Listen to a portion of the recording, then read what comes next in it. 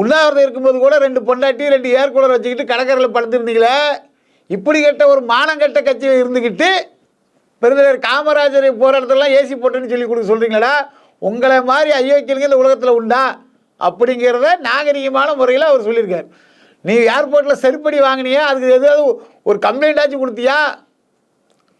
அப்போ செருப்பில் அடித்தது சரிதான்னு சொல்லி வாங்கிக்கிட்ட மானங்கட்ட ஜென்மம் தானே நீ எல்லாம் காமராஜரை பற்றி பேசுகிற அளவுக்கு இந்த நாடு ஆகிப்போச்சு. நீ எல்லாம் ஒரு பார்லிமெண்ட்டுங்கிற அளவுக்கு தமிழ்நாட்டுக்கு சாபக்கேடு ஆகிப்போச்சு. ஆமாம், அதுதான். அப்படிங்கிறத அவர் மிக தெளிவாக பதிவு செஞ்சார். அவர் பதிவு செஞ்சு 100% கரெக்ட். சகோதரி ஜோதிமணியும் கடுமையான கருத்தை வச்சிருக்காங்க.